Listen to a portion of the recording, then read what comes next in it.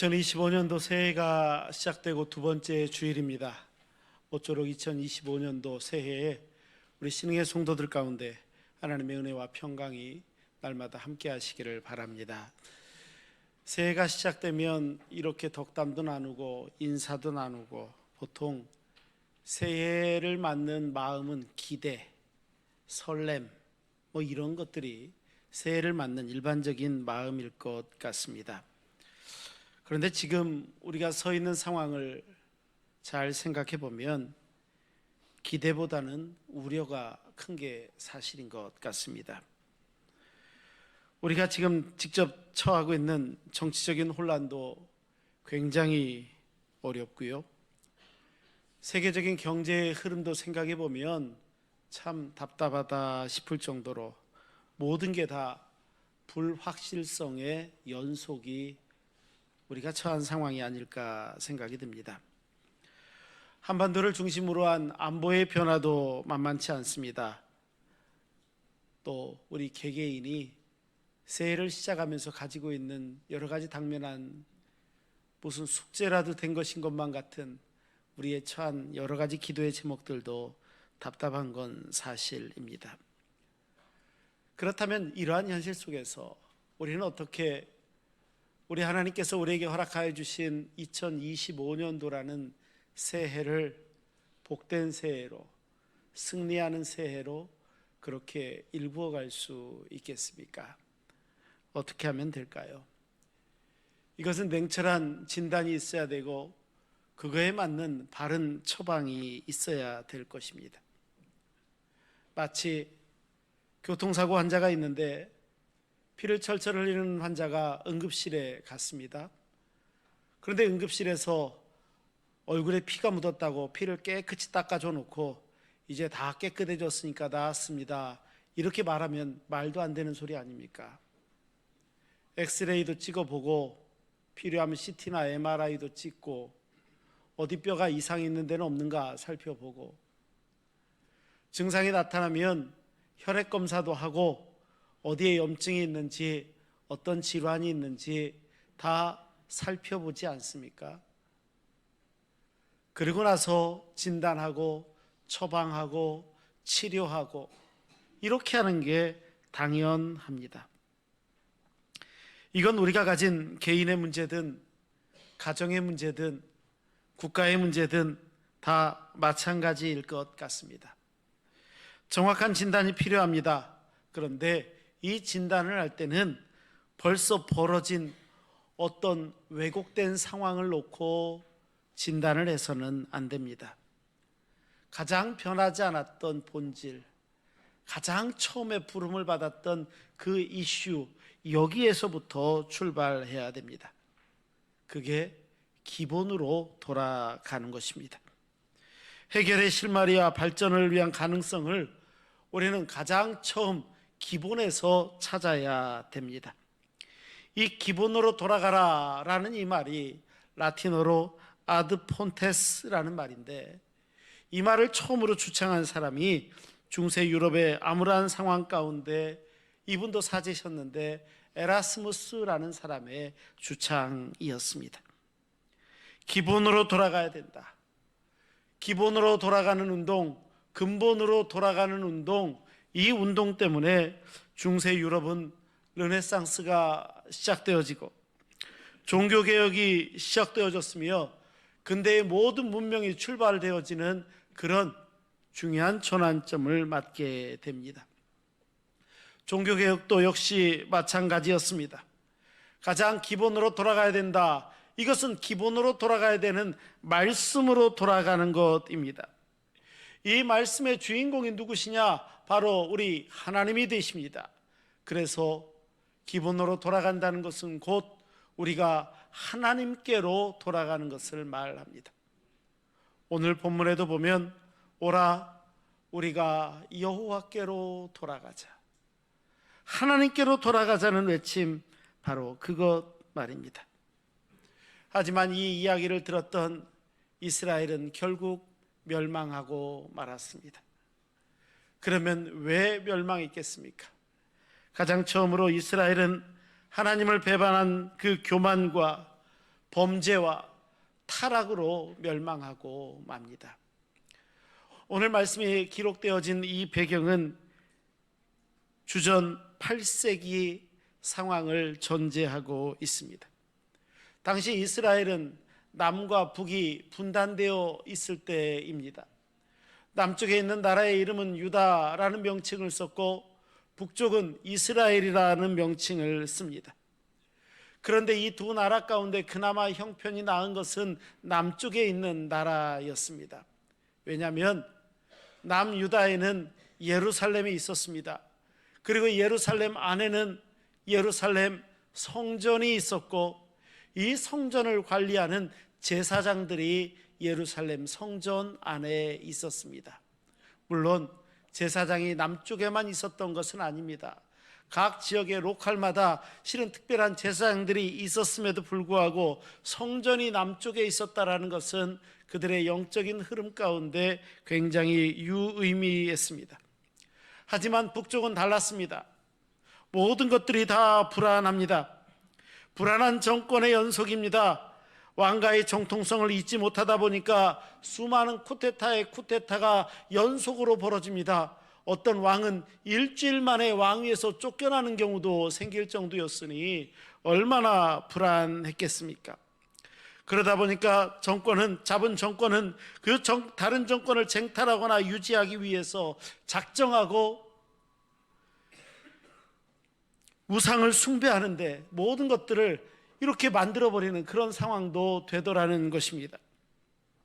게다가 절기 때마다 북이스라엘 백성들이 남유다 예루살렘을 향하여 나아가는 모습을 볼 때마다 이것을 참지 못하고 어떤 왕들은 북이스라엘의 베델과 단이라는 곳에 금송아지를 만들어 놓고 이거를 섬기면서 마치 여호와를 섬기는 것처럼 해라, 이런 말도 안 되는 소리를 한 지경에 이르기를 외칩니다. 이 모습을 가만히 둘 수 없었습니다. 선지자들은 그런 상황이 있을 때마다 외쳤죠. 바로 회개하라는 것입니다. 회개해야 된다라는 것입니다. 오늘 본문 호세아 선지자도 그 회개를 부르짖습니다. 하지만 그들은 돌아서지를 않습니다. 회개하지를 않습니다. 그러다가 결국 하나님의 진노 가운데 기원전 722년 BC 722년에 아수르에 의해서 북이스라엘이 결국 멸망하고 말았습니다. 오늘 본문은 이렇듯 북이스라엘이 멸망하고 그렇게 멀지 않았을 때의 상황입니다. 외적으로 보면 그럴싸한 게 꽤 많았습니다. 경제적으로도 어느 정도는 번영하고 있었습니다. 나라도 강성한 것 같았습니다. 정치 행위가 다 통용된 건 아니지만 그래도 문제없어 보이는 면이 일면 있었습니다. 사회적으로도 어느 정도 그 정도는 이해하지 뭐, 이런 것들 용인되는 것처럼 보이는 순간이기도 했습니다. 하지만 호세아는 그 순간에 알았습니다. 이대로 계속 가다가는 하나님의 심판 때문에 이스라엘이 결국 멸망하게 될 것이라는 것을 알았습니다. 그 이유는 바로 그들이 지은 죄악 때문이었고 영적인 교만 때문이었습니다. 왕과 지도자들은 하나님의 은혜가 있음을 잊어버립니다. 그것을 망각하고 살아갔습니다. 성경에 망하는 나라들의 특징은 무슨 공식과도 굉장히 비슷합니다. 멸망의 과정은 하나님을 배신하는 데부터 출발하고 그 결과가 결국 망해버리는 상황까지 가는 것입니다. 이런 상황들 속에서 북이스라엘의 멸망을 살펴보다 보면 오늘 우리는 성경의 이 기록을 잘 살펴볼 필요가 있다는 것을 또 깨닫지 않습니까? 잘 봐야 반면 교사가 돼서 우리도 실수하지 않을 것이고 또 결국 하나님의 은혜 가운데 하나님의 뜻을 이루어가는 승리자로서의 삶을 살 수 있기 때문입니다. 하나님께서는 모든 주 만물을 창조하셨고 또 주관하고 계십니다. 그런데 인간은 바로 그러한 하나님을 배신하고 배반합니다. 이것이야말로 가장 큰 죄가 아니겠습니까? 그런데 오히려 자기 마음대로 그 죄를 넘어서 온갖 범죄를 다 저지르고 있다면, 이래서 하나님은 경고하십니다. 그 모습을 오래 참지 않으시고 회개할 것을 경고하시는 모습, 하지만 그들은 돌이키지 않았고 결국 심판을 당하고 맙니다. 오늘 본문이 6장인데 앞에 5장 5절 말씀을 보면 그 원인을 이렇게 기록하고 있습니다. 이스라엘의 교만이라는 겁니다. 이스라엘의 교만이 그 얼굴에 드러났나니 그 죄악으로 말미암아 이스라엘과 에브라임이 넘어지고, 에브라임은 북이스라엘을 상징하는 대표적인 지파입니다. 이스라엘과 에브라임이 넘어지고 유다도 그들과 함께 넘어지리라. 무슨 말씀이시냐면 북이스라엘이 멸망하고 나면 결국 이후에 남유다까지도 멸망하는 그날이 올 수 있다는 것을 예언하고 계시는 것입니다. 이렇게 심판하시기로 작정하신 하나님의 모습이 너무 무섭게 성경은 기록합니다. 이후 14절 말씀은 이렇게 기록하죠. 내가 에브라임에게는 사자 같고 유다 족속에게는 젊은 사자 같으니 바로 내가 움켜 갈지라. 내가 탈취하여 갈지라도 건져낼 자가 없으리라 말씀합니다. 심판하시는 하나님의 모습이 마치 사자 같고 젊은 사자 같다 말씀합니다. 이 사자가 징계하는데 움킨다, 움켜진다 라는 말을 합니다. 움킨다는 말은 갈기갈기 찢는다라고 이야기하고요, NIV 성경은 이것을 tear to piece, 한 조각조각 다 찢어버린다, 이런 표현으로 말씀할 정도입니다. 무섭습니다. 하나님이 일단 심판을 시작하시면 누구도 건져낼 수가 없습니다. 그런 심판의 한복판에 서게 됩니다. 피할 수도 없고 누구도 하나님의 징계를 막을 수 없습니다. 이스라엘이 멸망합니다. 이것은 이렇듯 하나님을 배반한 교만 때문에 멸망한 것이고, 그것으로 인한 범죄와 타락이 그들의 멸망한 이유였습니다. 그러면 어떻게 할 수 있겠습니까? 두 번째로 그들의 살 방법은 오직 한 가지, 여호와께로 돌아가는 것입니다. 하나님께로 돌아가는 것입니다. 호세아 선지자는 하나님의 심판이 얼마나 무서운지를 알았습니다. 그렇기 때문에 정말 피를 토하는 심정으로 회개하라, 하나님께로 돌아와라 말씀합니다. 오늘 1절의 말씀은 우리가 너무 잘 아는 말씀 아닙니까? 오라 우리가 여호와께로 돌아가자. 이 말씀은 바로 이런 배경이 깔려 있는 겁니다. 이 배경 속에서 들려오는 말씀, 돌아가자. 이 돌아간다라는 말이 히브리어로 슈브인데 해석에서는 돌아선다, 어디를 향한다라는 의미를 갖습니다. 이거 어디서 많이 들어본 의미 아닙니까? 네, 그렇습니다. 회개의 의미입니다. 회개가요, 단순히 내가 하나님 잘못했습니다, 이 말하는 게 회개가 아니라는 것입니다. 회개의 완성은 내 죄를 고백하는 데 그치는 것이 아니라, 내 죄를 고백할 뿐만 아니라 죄악된 곳, 그릇된 곳, 하나님께서 기뻐하시지 않는 곳으로부터 내 삶의 모든 것을 돌아서는 데 있습니다. 이게 회개의 완성입니다. 회개는 그렇게 이루어지는 겁니다. 그러니까 오라 우리가 여호와께로 돌아가자라는 것은 바로 그 의미를 담습니다. 하나님께로 돌아가는 것입니다. 우리가 그렇게 하나님께로 돌아가면 하나님이 어떻게 반응하십니까? 1절의 하반절은 이렇게 말씀합니다. 여호와께서 우리를 찢으셨으나 도로 낫게 하실 것이고 우리를 치셨으나 도로 싸매어 주신다 말씀합니다. 우리가 하나님 앞에 돌아가면 하나님이 그런 은혜를 주신다는 겁니다. 이어지는 2절과 3절에는 계속 말씀합니다. 하나님께로 돌아가면 이틀 후에는 우리를 살려주실 것이고 셋째 날에는 우리를 일으켜 세워줄 것이다, 이렇게 말씀하시죠. 그러니까 그들이 정직하게 회개하고 그렇게 하나님 앞에 선다면 반드시 하나님께서 회복시켜 주실 것이라는 말씀을 분명히 하고 계십니다. 그래서 호세아는 우리가 단순히 회개하고 돌아서는 데 머물러서는 안 된다는 것입니다. 이 회개하고 돌아선 데서 머무르지 않고 더 나아가 단순한 회복을 넘어서 이제 하나님께서 베풀어 주시는 은혜가 있는데, 축복이 있는데 그 은혜와 축복을 누리는 단계까지 나아가야 된다. 이것이 돌아섬이고 회개이고 하나님 앞에 나아감의 원리라 말씀합니다. 그렇게 나아가는 것입니다. 그 증거의 말씀이 이제 이어지는 3절에도 말씀합니다. 3절은 이렇게 말씀하죠. 그러므로 우리가 여호와를 알자, 힘써 여호와를 알자. 그의 나타나심은 새벽빛같이 어금이 없다. 비와 같이 땅을 적시는 늦은 비와 같이 우리에게 임할 것이다 말씀합니다. 먼저 이야기하는 것은 알자라는 겁니다. 누구를 압니까? 하나님을 좀 우리가 알자. 단순히 내가 당신이 누군지 압니다, 이 알미 아닙니다. 여기서 알면 경험으로 아는 알미입니다. 부부간에밖에 모르는 게 있다면 그것까지도 안다는 것입니다. 하나님을 그렇게 알아야 된다, 체험적으로 안다라는 것입니다. 온전한 회개는 어느 순간 감정적으로 슬퍼하고 잠깐 눈물을 흘리고 후회하는 것이 아니라 적극적으로 하나님의 뜻을 따라 살아가서 아는 것입니다. 그렇게 아는 것입니다. 그렇게 하나님을 아는 자에게 하나님께서는 복을 주시는데, 방금 읽은 3절 말씀을 보면 새벽빛같이 주신다 말씀합니다.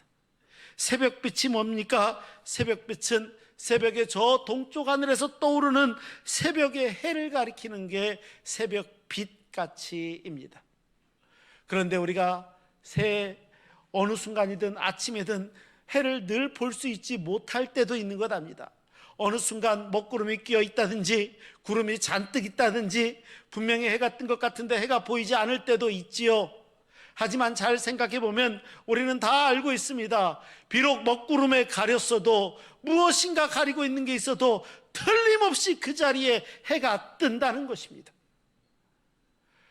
하나님의 은혜가 그렇다는 것입니다. 내가 볼 수 있든지 보이지 않든지, 내 눈에 보였든지 그렇지 않든지 상관없다는 겁니다. 신실하신 하나님의 은혜는 어김없이 우리에게 다가오는데, 하나님 앞에 나아가 회개하며 바로 서 있는 믿음의 자녀들에게 허락하시는 하나님의 은혜의 손길이라는 것입니다. 그게 새벽빛같이입니다. 또 어떤 은혜를 말씀하십니까? 하나님의 은혜를 두 번의 비로 설명합니다.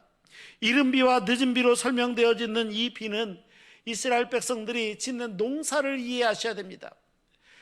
씨를 뿌리는 파종하는 단계에서 내리는 비가 있는데 이것을 늦은 비라고 이야기합니다. 그것이 다 자라서 이제 추수하는 시기에 내리는 비가 있는데 그게 이른 비입니다. 그러니까 하나님께서 농사를 씨를 뿌리는 순간부터 거두는 순간까지 모든 순간의 때에 따라 맞춰 알맞고 적당하게 충분한 비를 내리신다는 것이 늦은 비와 이른 비를 내리신다는 의미가 됩니다. 그래서 이 비는 하나님의 은혜를 상징합니다. 하나님의 은혜가 있다는 것입니다. 무슨 일을 하든지 때를 따라 형통하게 축복하신다는 하나님의 말씀의 의미가 기록되어져 있습니다. 맞습니다. 이스라엘 백성들의 살 방법은 하나입니다. 하나님께로 돌아가는 것입니다. 여호와께로 돌아가는 것입니다. 하나님 앞에 바로 서는 것입니다. 그런데 이게 어찌 이스라엘 백성만 그러하겠습니까? 오늘 우리의 살 길도 역시 마찬가지입니다. 여호와께로 돌아가는 것입니다.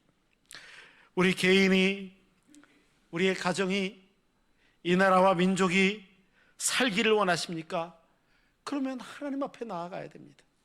하나님께 나아가는 것입니다. 성경에도 하나님께 돌아갈 때 비로소 그 상황이 호전되어지고 변화되어지고 살아나고 승리하는 역사가 있음을 성경은 너무 많이 보여주고 있습니다.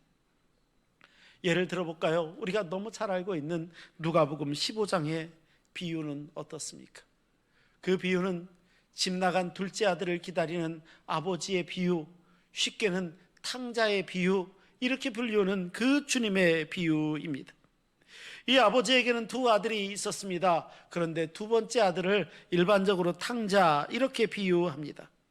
어느 날 이 아들은 아버지에게 유산을 달라고 조릅니다. 돌아가시지도 않은 아버지에게 유산을 달라는 얘기는 꽤 아주 복잡한 의미를 담지 않을까요? 그런데 아버지가 유산을 줍니다. 먼 타국에 나가 화랑방탕하게 재산을 날렸다 이야기하는데 어느 정도냐면 성경을 보면 그 아들이 먹고 살 게 없어서 흉년에 돼지가 먹는 열매를 먹고 싶어서 취업을 했는데 그것마저 먹을 게 없었다라는 기록이 있을 정도니까 어느 상황에 처했는지는 아실 것 같습니다. 그런데 돼지가 먹는 쥐염 열매도 먹지 못하는 때 바로 그쯤까지 가니까 이 아들이 기억한 게 있습니다. 그것은 뭐냐면 자기의 아버지가 풍족하다는 것입니다. 떠난 게 있으니, 자기가 한 게 있으니 내가 염치가 있지, 그래도 염치 불구하고 돌아가서 아버지에게 나를 종들의 하나, 품꾼의 하나로 여겨달라고 그렇게 부탁을 하면 혹시 아버지가 자기를 품꾼의 하나라도 써주시지 않을까, 이 희망을 가지고 아들은 아버지께로 돌아가려고 마음을 먹습니다. 아마도 만감이 교차했을 것 같습니다. 그런데 웬걸요, 돌아가서 보니 너무 깜짝 놀랍니다. 아버지는 아들이 돌아오기를 저 동구박에서 그 일찍부터 계속 기다리고 있었다는 것입니다. 아들을 만나자마자 아버지는 가서 목을 끌어안습니다. 입을 맞춥니다. 데려다가 씻깁니다. 새 옷을 입히고 신발을 신기고 손에 가락지를 끼워줬다, 이렇게 이야기합니다. 송아지를 잡아서 온 동네가 잔치를 하기 시작합니다. 잃어버렸던 아들을 찾았거든요. 그리고 아버지와 함께 축복과 기쁨의 모든 시간을 이 아들은 함께 하게 됩니다. 도대체 이 아들이 뭘 했기 때문에 그렇습니까? 이 아들이 도대체 이런 대우를 받을 만한 뭐가 있었기 때문에 그랬냐는 거예요. 놀랍게도요, 이 아들이 한 것은 한 가지밖에 없습니다. 아버지께로 돌아오는 것이었습니다. 아버지께로 돌아오니까 아버지는 돌아온 아들 그것만 가지고도 만족하시고 다 됐다고 생각하시고 받아주십니다. 이게 아버지였습니다. 그리고 그가 잃어버렸던 것 이상으로 회복하시고 축복해 주십니다. 2025년도 새해를 시작하면서 오늘 우리에게는 어떤 숙제가 남아 있습니까? 야, 이건 난제입니다. 해결책을 못 찾겠습니다. 이렇게 생각하는 부분이 있습니까? 어떤 유형이든지 어떤 내용이든지 간에 정답의 원리는 한 가지밖에 없음을 꼭 기억하십시오. 그것은 하나님께 돌아가는 것입니다. 하나님께 나아가는 것입니다. 호세아 선지자는 마치 탕자의 예를 드는 것처럼 오라, 우리가 여호와께로 돌아가자 말씀합니다. 하나님 앞에 나아가 회개하자. 하나님 앞에 온전히 서자. 그리고 주님이 준비하신 회복과 축복의 길을 걸어가자 말씀합니다. 오늘 우리의 가정이 문제입니까? 가정이 회복되기를 원합니까? 우리 가문을 통하여서 일하시는 하나님의 은혜를 기억하기를 원하십니까? 룻의 이야기는 어떻습니까? 이 가정, 유다지파, 이 가정이 그래도 잘 된 것은요, 기업으로 주신 베들레헴에서 먹을 게 없다고 떠났던, 그래도 살기 좋아 보였던 모압 땅에 갔을 때가 그 가문이 살던 길은 아니었습니다. 그것은 패가망신하는 길이었습니다. 나오미와 함께 룻이 다시 고향 땅으로 돌아옵니다. 그리고 그 가문은 다시 세워지기 시작합니다. 놀랍게도요, 하나님이 주신 기업 앞에, 하나님께서 주신 축복 앞에 섰을 때, 베들레헴에 돌아왔을 때 그 가문은 다시 세워지고요, 이스라엘의 왕가 다윗 왕이 그 가문에서 태어나고 이 족보에 메시아 되신 예수 그리스도께서 이 땅에 오시는 놀라운 역사가 기록되어졌다는 것을 우리는 기억해야 됩니다. 혹시 우리의 가정 가운데 이런 저런 문제 때문에 고민하시는 분 계십니까? 역시 정답은 하나님입니다. 하나님께 돌아가는 것이고, 우리가 회개하며 기도할 때 들어주시는 하나님의 그 응답입니다. 우리 온 가족이 하나가 되어서 하나님의 말씀대로 살아갈 때 하나님께서 회복시켜 주시고 복 주시는 은혜를 경험하게 됩니다. 바로 이것입니다. 우리나라가, 우리 민족이, 내가 처한 공동체가 하나님의 뜻 가운데 바로 서기를 원하십니까? 국가도 사회도 민족의 문제도 역시 마찬가지입니다. 하나님 앞에 섰을 때입니다. 우리가 잘 알고 있는 요나 선지자를 통하여서 이 원리를 발견할 수 있습니다. 어느 날 요나에게 하나님께서는 예언을 할 것을 당부하십니다.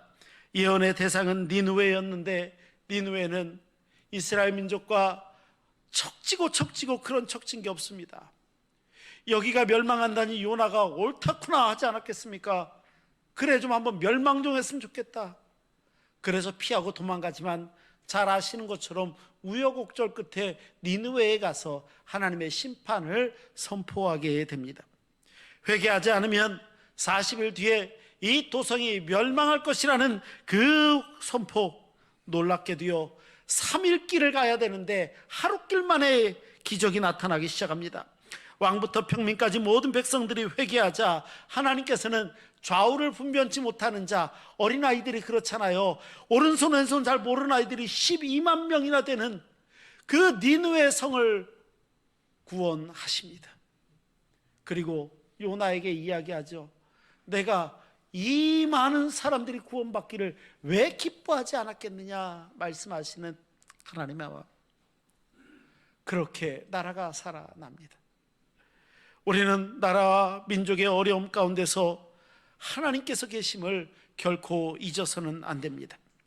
하나님께서 이 나라를 도우시고 함께하여 주실 때 막히고 찢기고 상처난 우리나라, 우리 민족의 아픔과 어려운 현실을 치유하시고 회복하여 주실 것이기 때문입니다. 사람을 바라보는 것을 넘어서서 이 나라를 사랑하시고 이끄시는 하나님의 뜻이 있음을 우리는 잊지 말아야 됩니다. 이것은 온 인류를 구원하시고자 하시는 하나님의 마음도 역시 마찬가지입니다. 그래서 우리는 하나님 앞으로 돌아가야 됩니다. 새해가 밝았습니다. 하지만 정치, 경제, 사회, 문화, 외교, 왠지 마음이 편하지 않은 게 우리를 둘러싸고 있습니다. 하지만 그럼에도 불구하고 우리에게는 소망이 있습니다. 왜냐하면 전능하신 하나님께서 살아계시고 우리와 함께 하시기 때문입니다. 하나님의 말씀을 통하여 살펴볼 때 성경의 역사와 그때마다 일하셨던 하나님의 모습을 기억할 때 오늘 우리와 함께 하시는 하나님의 은혜를 우리는 다시 한번 떠올릴 수 있기 때문입니다. 그리고 영원히 변하지 않는 성경, 하나님의 말씀을 거울 삼아 이 거울에 비춰보며 우리의 믿음을 다시 한번 확인해야 됩니다. 혹시 모든 문제의 발생 뒤에는 하나님을 배반하고 하나님에게서 멀리 떠났던 우리의 허물과 죄악이 이 문제의 배경에 있지는 않은지 우리는 늘 우리 자신을 살펴봐야 됩니다. 그리고 이제 하나님께로 돌아가야 됩니다. 내가 하나님의 뜻 가운데 서 있고 그 앞에 바르게 행하고 있는지 돌아보며 우리의 살 길은 오직 여호와께 돌아가는 것, 하나님께 돌아가는 것, 거기에 있음을 잊어서는 안 됩니다. 2025년 우리 신흥교회는 하나님 앞에 돌아가는 것입니다. 우리와 함께 하시는 성령 하나님, 이 성령께서 주시는 능력으로 하나님의 은혜로 부흥하는 신흥교회를 이루기 위해서 날마다 애써 수고하고 복음을 증거하고 우리의 신앙을 돌아보며 하나님 앞에 회개하고 믿음으로 서야 될 것입니다. 우리 모두 하나님 앞으로 나아가 하나님께서 주시는 놀라운 은혜와 승리를 경험하는 거룩하고 복된 믿음의 자녀들, 오늘 예배하는 우리 신흥의 성도들 한 분 한 분 다 되시기를 주의 이름으로 축원합니다. 기도하시겠습니다. 거룩하시고 자비로우신 아버지 하나님, 오라 우리가 여호와께 돌아가자. 호세아 선지자의 외침을 오늘 우리를 향한 하나님의 음성으로 듣습니다. 우리가 하나님 앞에 나아가 하나님께서 허락하시는 놀라운 은혜 가운데 거하는 저희 모든 믿음의 식구들, 신흥의 성도들 되게 하여 주옵소서. 그리하여서 2025년도 새해 성령의 은혜로 부흥하는, 성령의 은혜로 살아나는 개인과 가정과 교회가 될 수 있도록 주님 도와 주옵소서. 예수 그리스도의 이름으로 기도하옵나이다. 아멘.